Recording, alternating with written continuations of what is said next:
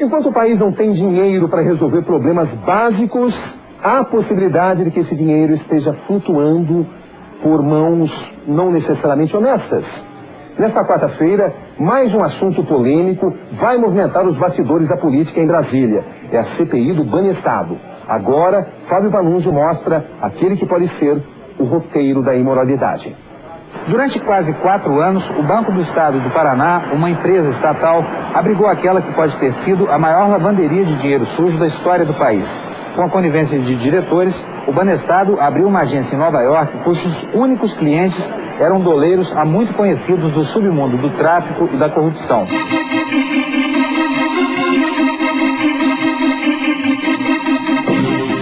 O de maior desenvoltura, Alberto Youssef, já teria prestado serviços à fraudadora Georgina de Freitas Fernandes e ao traficante João Arcanjo, que, segundo a polícia, enviou mais de 50 milhões de dólares para o exterior por intermédio do esquema do Banestado. A máfia dos fiscais também teria se valido do mesmo esquema. Os doleiros arregimentavam laranjas na tríplice fronteira, especialmente pessoas de nacionalidade paraguaia, e em nome desses estrangeiros abriam contas CC5 no Banestado de Foz do Iguaçu. De lá o dinheiro seguiria para a agência de Nova York e daí para contas abertas em nome de empresas de fachada em paraísos fiscais como as ilhas do Caribe e a Suíça. O esquema veio abaixo depois de um exaustivo trabalho de investigação do Ministério Público e da Polícia Federal. Mas, curiosamente, o assunto ficou engavetado durante os 3 últimos anos do governo passado e poderia ter sido mantido na penumbra caso tivesse prevalecido a vontade política do atual governo. A primeira tentativa de instalar uma CPI no Senado para investigar o Banestado foi abortada pelo Palácio do Planalto. Mas a estratégia não funcionou na Câmara. A CPI mista começa a funcionar nesta quarta-feira, mas ainda há muitas dúvidas sobre o que vai realmente ser investigado. Depois de muito vai e vem, PSDB e PSL decidiram manter a indicação do senador Antero Paes de Barros, tucano de Mato Grosso, para a presidência da CPI. Ele é considerado um parlamentar excessivamente autônomo e incontrolável, que não se prestaria ao papel de empurrar a investigação com a barriga. A pior solução agora é deixar para depois o que a gente pode fazer ontem. E o ontem é instalarmos amanhã a CPI e entrarmos a gosto adentro, trabalhando as investigações e, volto a dizer, apontando inocentes, apontando culpados. Apesar da agenda repleta de temas importantes, a CPI hoje foi assunto em todas as rodas do Senado. Ainda não está certo que seu funcionamento estará previsto na pauta da convocação extraordinária do Congresso, o que poderia levar para agosto o início das investigações.